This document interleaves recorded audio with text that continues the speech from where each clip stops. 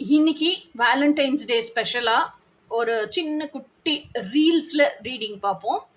Whose coming towards you with what intention அப்படின்னு பார்ப்போம். Who's coming towards you with what intention அப்படிங்கிறத பார்ப்போம். Who's coming towards you with what intention. Page of cups. Pages எல்லாமே young and energetic, enthusiastic energy. ஓகேயா? So pages கப்ஸுங்கிறது emotions. அப்போ page of கப்ஸுங்கிறவங்க எனக்கு ஏன் இந்த பிள்ளைய பிடிச்சிருக்கு, இல்லை ஏன் இந்த பர்சனை எனக்கு பிடிச்சிருக்கு, ஏன் இந்த பர்சன்ட்ட பேசினா இவ்வளோ குதூகலமாக ஃபீல் ஆகுறேன், ஏன் இந்த பர்சன்ட்ட பேசினா இந்த பர்சன்கிட்டயே ஈர்த்துக்கிட்டு உள்ளே போகிறேன். ஸோ இதெல்லாம் யோசிக்கிறீங்கல்ல, அதுதான் பேஜ் ஆஃப் கப்ஸு.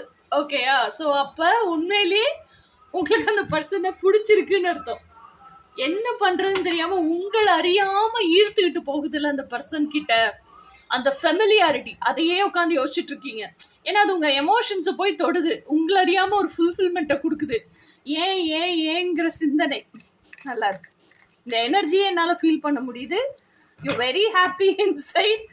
ஐயோ என்னமோ நடக்குது அப்படின்னு ஒரு குஷியில் குதிப்போம்ல, அந்த மாதிரி ஆர் ஸோ ஹாப்பி. அதுதான் இந்த பேஜ் ஆஃப் கப்ஸு. ஸோ அடுத்த மெசேஜ், அடுத்து என்ன, உங்கள் உணர்வு நிலை எப்படி இருக்கு,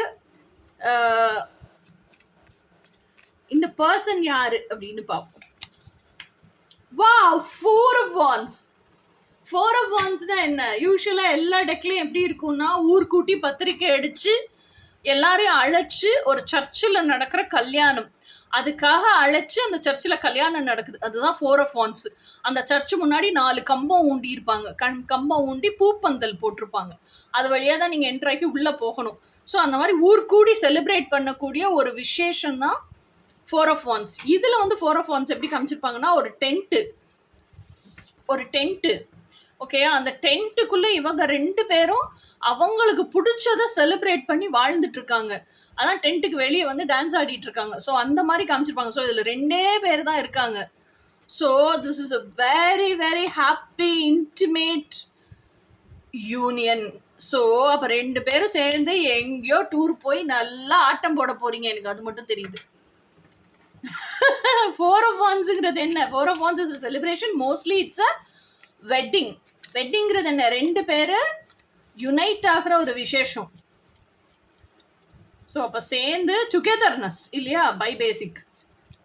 இதை விட ஒரு வேலண்டைன்ஸ் டே ரீடிங் இன்னும் ஸ்பெஷலாக இருக்க முடியுமா? அடுத்த கார்டு என்னன்னு பார்ப்போம். இதுதான் இன்டென்ஷன். அப்போ கூட சேர்ந்து ஊர் சுற்றுறதுக்கு, அதுக்கு தான் ஆராய்ச்சி பண்ணிட்டு திரியிறீங்க. ஏன் எனக்கு இந்த பர்சனை பார்த்தா பிடிச்சிருக்கு, கரெக்டா தப்பா, ஐயோ எனக்கு இந்த பர்சனை பிடிச்சிருக்கே, யோசிக்க கூட முடியலையே, அதுதான் அங்கே பிரச்சனை.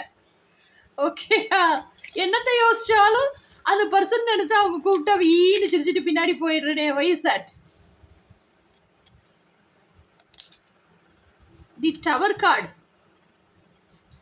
அப்போ இந்த டவர் கார்டு எனக்கு எதை இண்டிகேட் பண்ணுது அப்படின்னா, என்னை பொறுத்த வரைக்கும் நான் என்ன சொல்லுவேன்னா, இத்தனை வருஷம் இதுதான் லவ், இப்படிதான் லவ் பண்ணணும், இப்படிதான் இருக்கணும், ஒரு ஆண்னா இப்படிதான் இருப்பான், இதெல்லாம் வந்து நான் வந்து என்ன சொல்றது, மனக்கோட்டை கட்டி வச்சிருந்தேன். இந்த சோஷியல் கண்டிஷனிங்ல படங்கள் எல்லாம் பார்த்து ஒரு ஆண்னா இப்படிதான் இருப்பான் ஸ்டேச்சர்ல. ஆண்னா உள்ள இருக்க எசன்ஸுங்கிறதே எனக்கு தெரியல.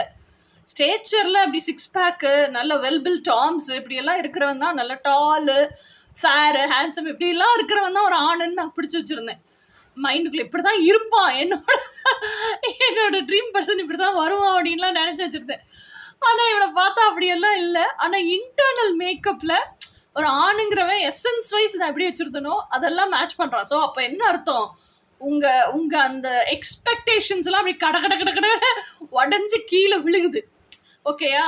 ஆனா இதை தாண்டி என்னன்னா, இந்த ஃபெமிலியாரிட்டி, இவனை எனக்கு தெரியுங்கிற ஃபெமிலியாரிட்டி என்ன பண்ணுது, உங்களை வந்து அவன்கிட்ட இருந்து ஈர்த்துக்கிட்டே இருக்கு. உங்களுக்கே தெரியல ஏன் ஈர்க்குதுன்னு.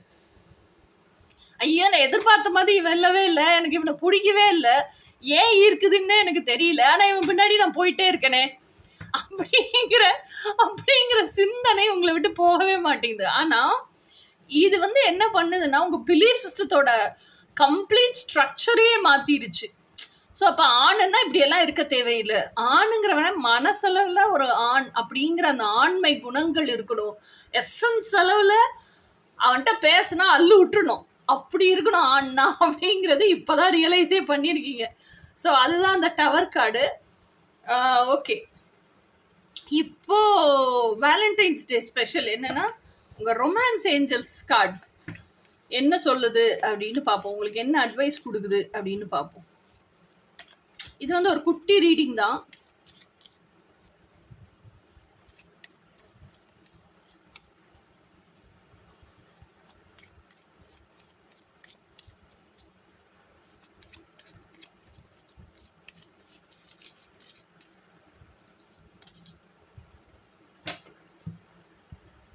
Give your relationship a chance. Work on your partnership. இதுதான் உங்களோட ரொமான்ஸ் ஏஞ்சலோட மெசேஜ். இதை தாண்டி நான் என்ன சொல்லுவேன்னா, என்ன பிளாக்கேஜ் இருக்கு, எப்படி சரி பண்ணணும் அதை பார்ப்போம்.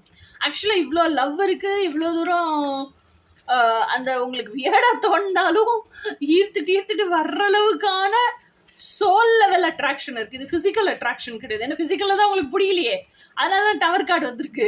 பிசிக்கல்ல தான் என்னடா நம்ம எதிர்பார்த்த மாதிரி எல்லாம் இல்லை அப்படின்னு யோசிச்சுட்டு உட்காந்துருக்கீங்க. ஸோ அப்போ இந்த கனெக்ஷன்ல என்ன பிளாக்கேஜ் இருக்கு, அதை எப்படி கிளியர் பண்ணலாம்.